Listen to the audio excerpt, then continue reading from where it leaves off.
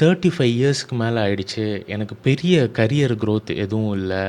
அதே மாரி விமனா இருந்தீங்கன்னா, மேரேஜு, மெட்டர்னிட்டி லீவு இந்த மாரி நெறைய எடுத்து கரியர் கேப் வந்துருச்சு. திரும்ப ஒர்க் ஃபோர்ஸ்க்குள்ள வரணும். ஒரு டெக் ரோல்ல ஜாயின் பண்ணணும். அப்படின்னு சொல்லி நெறைய பேர் எனக்கு டிஎம் பண்ணுவீங்க. ஸோ இதுக்கெல்லாம் ஒரு காமன் ஆன்சர இந்த வீடியோல சொல்லலான்னு பார்க்குறேன். இதுக்கு வந்து சொல்யூஷன்னா வந்து படிக்கிறது தான். வேற எந்த சொல்யூஷனும் கிடையாது. ஸோ படிக்கிறதுங்கிறது நெறைய பேர் ட்ரை பண்ணியிருப்பீங்க, முடியாது. ஸோ இத வந்து எப்படி அச்சீவ் பண்ணலான்னா, ஒரு ஸ்டடி பிளான் வச்சுக்கிட்டு, ஸோ ஸ்டடி பிளானுங்கிறது லாங் டேர்மில இருக்கிறத விட டெய்லி பிளான் அதுதான் ரொம்ப முக்கியம். ஸோ இத நான் நெறைய இடத்துல திரும்ப திரும்ப சொல்லியிருக்கேன்.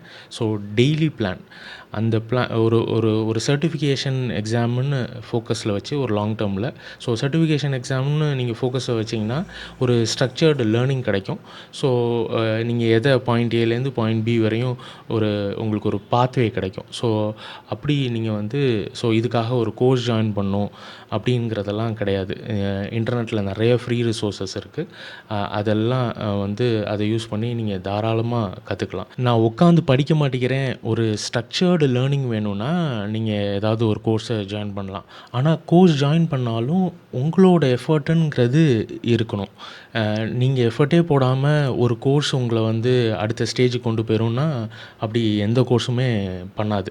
ஸோ அதுலேயும் உங்கள் எஃபர்ட்டு தேவை.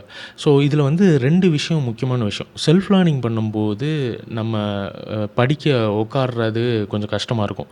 ஸோ அதை வந்து நீங்கள் ஒரு 5-10 மினிட்ஸ் டெய்லி பிளானில் ஆரம்பித்து டெய்லி ஒரு 1 ஹவர் உட்காந்து படிக்கணும் அப்படின்னு ஒரு பிளானை பண்ணுங்கள். ஸோ இது வந்து முக்கியம் வந்து இதில் வந்து டெய்லி பிளான்.